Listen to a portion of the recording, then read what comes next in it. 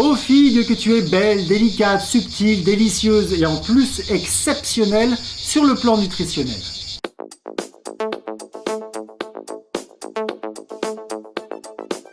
Améliorer votre alimentation juste un peu chaque jour, c'est simple et c'est déjà pas mal. Alors voyons comment tirer bénéfice de ce merveilleux fruit qu'est la figue et comment l'intégrer un maximum dans votre alimentation quotidienne. Et en bonus, je vous montrerai comment réaliser simplement non pas des pop-cakes mais des pop-figues.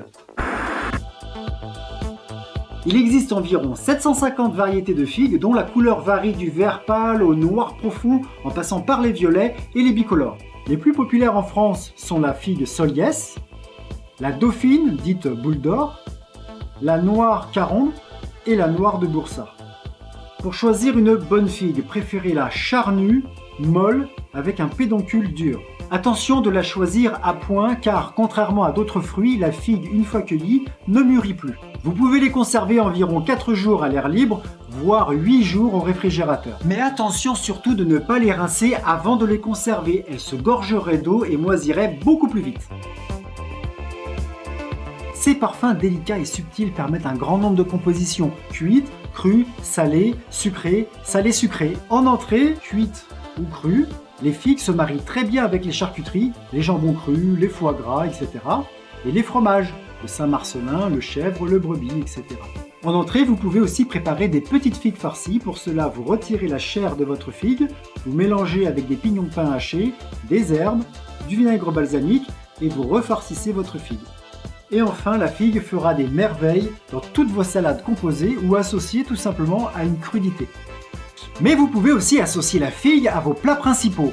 Que ce soit en papillote, dans une poêle, dans une casserole, un wok, en ragoût ou au four, la figue accompagnera merveilleusement bien les viandes telles que le canard, les volailles, le porc, le mouton, mais aussi les poissons tels que la dorade, le rouget, le bar, le cabillaud et également les fruits de mer.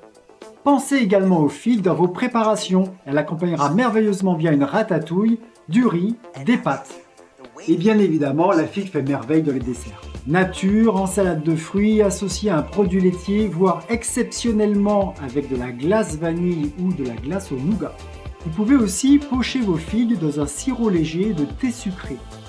Les faire rôtir au four avec du miel, ou bien les poêler puis les flamber. Et pour les plus gourmands, elle peut aussi être nappée de chocolat noir fondu. Enfin, qu'elles soient fraîches ou sèches, elles intégreront parfaitement vos tartes, les gâteaux, les crumbles et les clafoutis. Et enfin, pour sucrer des produits laitiers, à la place d'utiliser du sucre, je vous conseille de mixer des figues séchées. C'est beaucoup plus naturel et bien meilleur pour la santé.